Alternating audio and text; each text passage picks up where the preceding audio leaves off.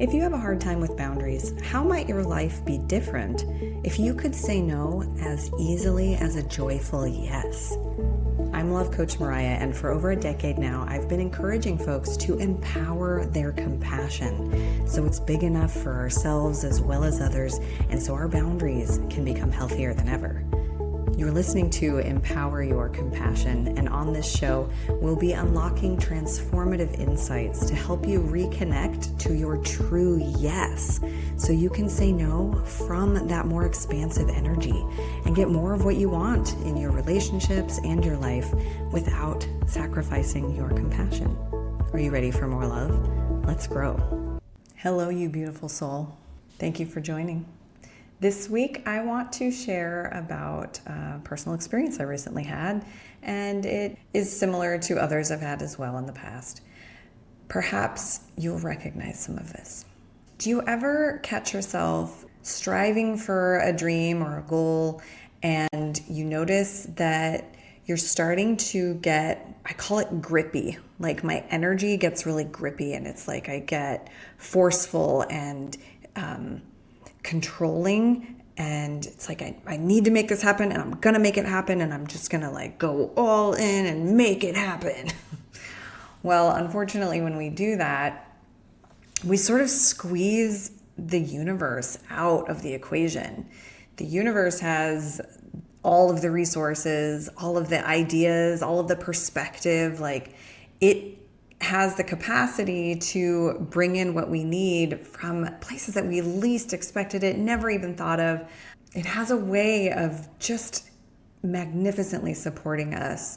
And as long as we're in a co-creative state, we can work some magic. But the moment we feel like we have to do it all and that we're the only ones that can make it happen and it's all on us, then that's when we just have to really drill down and do it and make it happen.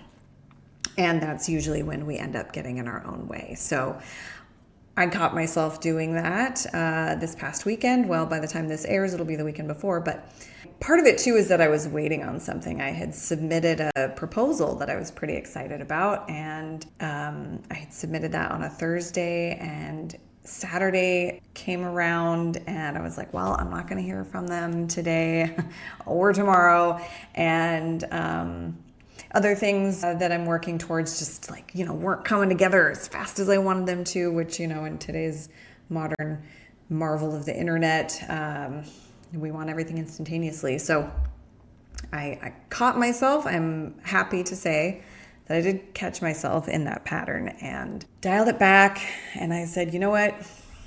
I need to step away from the computer and step away from my work and my goals. Like, this is really a true thing that sometimes time away from productivity is more productive than more work. And that's why they talk about things like, the importance of taking breaks throughout the day, the importance of taking breaks on the weekends, the importance of taking vacations throughout the year. When you step away from whatever it is that you're working on, the creative side of your brain gets to really get creative. And doing things that are fun and enjoyable and being playful has such a more powerful creative force than trying to force creativity or solutions or results. So I did it. My mom has been wanting me to visit. My mom and my sister live 5 minutes apart, 4 hours away from me, 30 minutes from the beach. So I was like, nope, that's it. And I'm not even going to bring my laptop. I am just going to go and set down the doing and just focus on being for just 2.5 days. Like, I drove down on Sunday and I drove past my family and straight down to the beach, walked along the beach for like 15 minutes, and then got back in the car and drove to my mom's, visited with family, went back to the beach the next day for sunset, took myself out for a nice dinner, and spent a little bit more time with family and drove back and just jammed to music and enjoyed the drive. And yeah, I got to get out of my head and get out of that forceful, gripping energy. And this is all a form of boundaries with ourselves. We talk a lot about having boundaries with other people, saying no, explaining what your limits are, responsibly managing them, honoring them, etc. But sometimes we have to do that with ourselves too. And I've talked before about the importance of being connected to your yes, because the no is what supports the yes. And the more connected you are to the yes, the easier it is to say no. And fun fact, if you would like my number one tip for making boundaries easier, go to boundariesthatfeelgood.com and I will hook you up. But as I was saying, having that connection to our yes makes the no easier and helps us stay in alignment with our values and goals. And for me, I'm a yes to staying in a co-creative energy with the universe. And therefore, I'm a no to my pattern of getting grippy and trying to get forceful and make it happen, because it has absolutely backfired on me before. And part of that grippy pattern is really connected to the people-pleasing pattern as well, because even though it's very subconsciously motivated, the drive there is to control other people, because on a subconscious nervous system level, we need them to be okay so we can be okay. So we do everything that we can to keep them appeased and also keep them in approval of us, because we're reliant on that external approval. So we get into that sort of grippy energy of needing to control outside circumstances. Whereas when we come into our own authentic alignment and learn to find the pleasure in that and how good it feels to just be our fully expressed selves, there's definitely some discomfort that we have to move through, because we will end up in some conflict and some rejection from the people who are not aligned with us. But only in that process can we come to be connected to the people who are aligned with our true authentic selves and get to just revel in that joy and pleasure of being ourselves and just the simple joy of being as well. So people pleasing is a bit dysfunctional, and there is certainly a dysfunctional level of pleasure seeking, but there's also a dysfunctional level of not.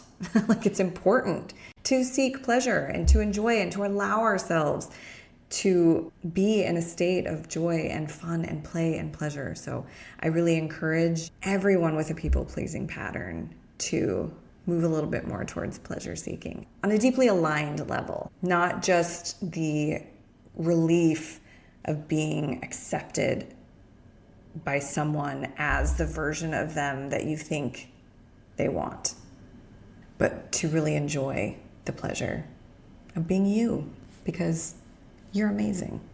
And I hope you know that. And if you don't, I'll help you remember. And I hope you know that it's okay to need help, and that that's one of the things that I do. As a coach, I help people learn how to say no as easily as a joyful yes, and develop healthy boundaries that don't require sacrificing your compassion. And in fact, they even enhance your relationships. It's just such a remarkable paradox to witness time and again how respecting our limits is actually what opens our lives up. It's a beautiful thing.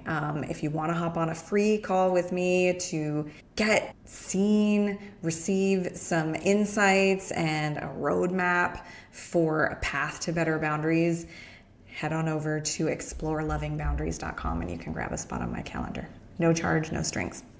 And if you're on the fence, or if you don't know if now is the right time, I will tell you the holidays aren't quite too close yet, but they are coming, and they do tend to bring with them a crushing weight of expectations and obligations. And if that's you, better to get your foundations laid before you need them. So let's get started ASAP so that you can actually have a peaceful holiday. What?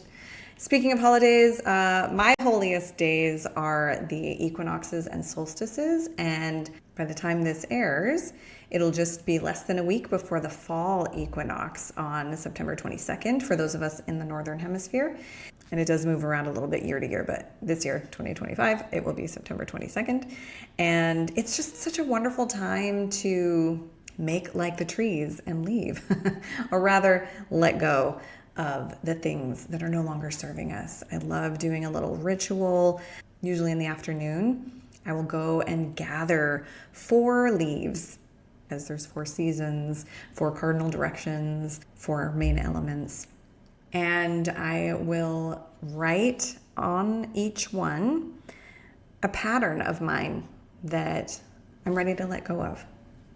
And then in the process of releasing them, I will usually either drive out to a windy hilltop or a flowing stream, or I will have a safely contained fire to put them into the flames. And I have a little incantation. With the release of my fingers from this leaf and with a grateful heart, I release my attachment to fill in the blank. I trust the universe to provide what I need. For my witchy followers, I hope you appreciate that. And perhaps you already have your own ritual, or maybe you're witchy curious. The fall equinox is a fantastic time to tap into the natural cycles of life and the ebbs and flows that we go through, not just on an annual basis, but sometimes on an hourly basis. Sometimes it's decades or lifespans that we go through these smaller and larger cycles. And I think it's just such a brilliant opportunity to reconnect and have some grace for ourselves about the way that our own resources ebb and flow, our energy, our attention, even our perception of time. Sometimes it feels like we have a bunch, sometimes it feels like we have very little. All of this ebb and flow is so important to have grace for as we move through life. And having gone through spring and the peak of abundance in the summer, it's now time to let go of all of the excess so that we can prepare ourselves to come into a state of rest and repose for winter, when the dark soil of our soul gets to re-up its nourishing fertilizer so that when the light starts to return, we can start planting new seeds and they will be richly nourished for the next summer of abundance, and on the cycle goes.